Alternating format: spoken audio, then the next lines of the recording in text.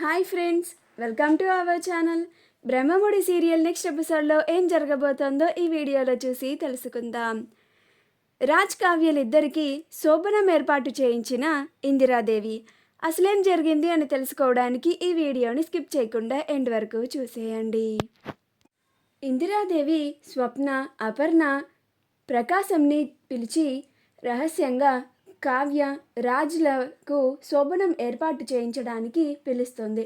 అప్పుడు స్వప్నతో పాటు తోకలాగా రుద్రాణి కూడా వచ్చి మొత్తం వింటూ ఉంటుంది. అలా ఒక్కొక్కళ్ళు నేను ఈ పని చేస్తాను, ఆ పని చేస్తాను అని అంటూ ఉంటారు.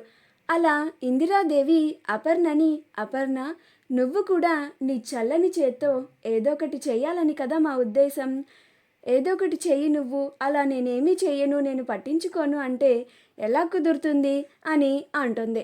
అప్పుడు అపర్ణ, ప్లీజ్ అత్తయ్య, నేను ఇప్పుడేమీ చెయ్యను, నా జీవితం అసలే ఏం బాగోలేదు, ఇప్పుడు నా చేతులు పడడం ఎందుకు అని అంటుంది. అప్పుడు ఇందిరాదేవి మనసు మంచిదైతే చాలు అపర్ణ అని అంటుంది. అప్పుడు రుద్రాని, పోనీ నేను వేయనా అమ్మా అని అంటుంది. అప్పుడు ఇందిరాదేవి కోపంగా రుద్రాణిని చూస్తుంది. అప్పుడు అపర్ణ, అసలు నిన్నెవరు పిలిచారు ఇక్కడికి అని అంటుంది. అప్పుడు రుద్రాణి సైలెంట్గా ఉంటుంది.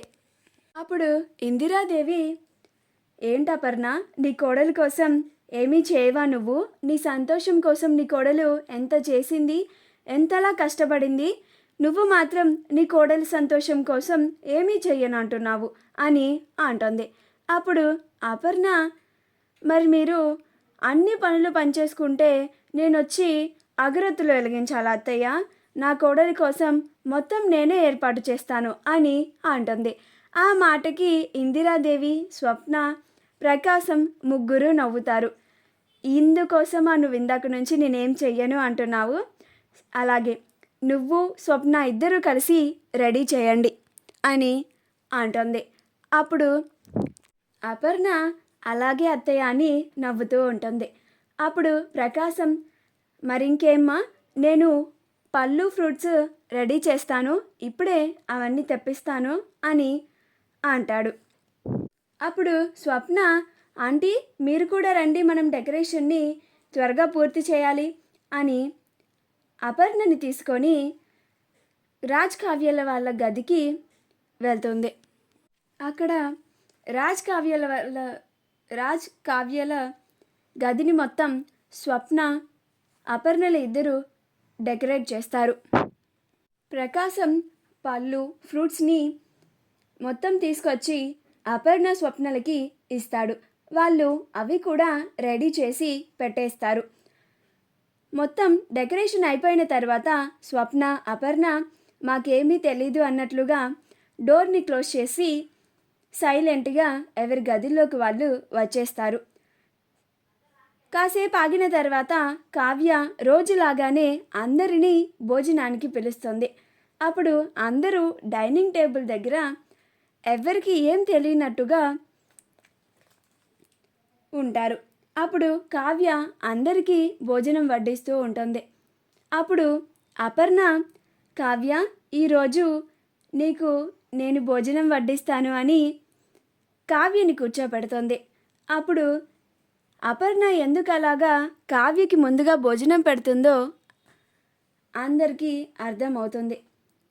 అప్పుడు కావ్య, ఏంటత్తయ్య, ముందు మీరు తినండి, అసలే మీకు ఆరోగ్యం బాగాలేదు కదా, నేను తర్వాత తింటాను, మీరు నాకు వడ్డించడం ఏమిటి అని అంటుంది. అప్పుడు అపర్ణ, లేదు కావ్య, ఇవాళ నా చేతులతో నేనే నీకు వడ్డిస్తాను, నువ్వు తినాల్సిందే, రా, రాజ్ పక్కన కూర్చో అని రాజ్ పక్కన కూర్చోపెట్టి ఇద్దరికీ అపర్ణనే వడ్డిస్తుంది. అలా రాజ్, కావ్యలు ఇద్దరూ సంతోషంగా భోజనం చేస్తూ ఉంటారు. వాళ్ళిద్దరు భోజనం అయిపోయిన తర్వాత ఇందిరాదేవి, ఏంట్రా ఇంకా ఇక్కడే ఉన్నారు, వెళ్ళండి మీ గదికి, మా మొహాలేం చూస్తారు అని అంటుంది. అప్పుడు రాజ్, ఏంటి నానమ్మ కొత్తగా ఇలా అంటున్నావేంటి అని అంటాడు. ఇంకా సరేలే అని రాజ్ కావ్యలిద్దరూ వాళ్ళ గదికి వెళ్తారు. అప్పుడు ఇందిరాదేవి వాళ్ళిద్దరూ భార్యాభర్తలలాగా కలిసి ఉంటే మనకి అదే చాలు, వాళ్ళిద్దరి సంతోషమే కదా మనందరికీ కావాలి అని అనుకుంటూ ఉంటారు. అలా రాజ్ కావ్యలిద్దరూ వాళ్ళ గదికి వెళ్తారు. కావ్య డోర్ ఓపెన్ చేసి లోపలికి వెళ్తుంది. మొత్తం చీకటిగా ఉంటుంది. ఏంటండి మన రూమ్ ఏంటి ఇంత చీకటిగా ఉంది అని అంటుంది. అప్పుడు రాజ్, ఉండు కళావతి నేను లైట్ వేస్తాను అని రాజ్ లైట్ వేస్తాడు. అప్పుడు రూమ్ని చూసి రూమ్ అంతా పూలతో డెకరేట్ చేసి పళ్ళు ఫ్రూట్స్ శోభనం గదిలాగా తయారు చేశారేంటబ్బా అని ఇద్దరు ఆశ్చర్యపోతారు. అప్పుడు రాజ్, నానమ్మ ఇదంతా నీ పనే కదా, నీ సంగతి తర్వాత చెప్తాను అని అనుకుంటూ ఉంటాడు.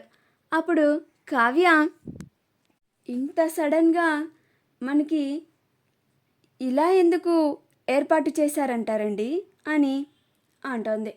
అప్పుడు రాజ్, ఏమో నాకేం తెలుసు అని అంటాడు. అప్పుడు కావ్య తన కొంగును పట్టుకొని సిగ్గుపడుతూ, మరి మన గదిని ఎలాగో ఇలాగా ఏర్పాటు చేశారు కదా అని సిగ్గుపడుతూ మెలికలు తిరుగుతూ మాట్లాడుతూ ఉంటుంది. అప్పుడు రాజ్, ఇదేంటి ఇంతలా మెలికలు తిరిగిపోతుంది అని అనుకుంటూ ఉంటాడు. అప్పుడు కావ్య, మరి మీకు ఏం కావాలి అని అంటుంది. అప్పుడు రాజ్, నాకా నువ్వే కావాలి అని అంటాడు. అప్పుడు కావ్య రాజ్ నువ్వే కావాలి అనడంతో చాలా ఆనందపడిపోయి రాజ్ని అలానే ప్రేమగా చూస్తూ ఉంటుంది. రాజ్ కూడా అలానే కావ్య కళ్ళలోకి కళ్ళు పెట్టుకొని కళ్ళలోకి చూస్తూ అలానే ప్రేమగా చూస్తూ కావ్య దగ్గరికి వస్తాడు. రాజ్ తన మనసులోని మాటని కావ్యకి చెప్పాలని నిర్ణయించుకుంటాడు. అలా కావ్య దగ్గరికి రాజ్ కావ్యనే ప్రేమగా చూస్తూ వెళ్తాడు. వెళ్ళి, కళావతి నువ్వంటే నాకు చాలా ఇష్టం, కానీ నాకు నీ పైన ఉన్న ప్రేమని ఎలా బయట పెట్టాలో నాకు అర్థం కావడం లేదు అని అంటాడు. అప్పుడు కావ్య రాజు చెప్తున్న మాటలకి ఆనందిస్తూ అలానే వింటూ ఉంటుంది. అప్పుడు రాజ్, నాకు నీ పైన ఉన్న ప్రేమని ఎలా చూపించాలో కూడా తెలియదు కళావతి అని అంటాడు. మా వీడియో కనుక మీకు నచ్చినట్లయితే లైక్ చేయండి, షేర్ చేయండి, మా ఛానల్ని సబ్స్క్రైబ్ చేసుకోండి, పక్కనే ఉన్న బెల్ ఐకాన్ని క్లిక్ చేయడం మాత్రం మర్చిపోకండి.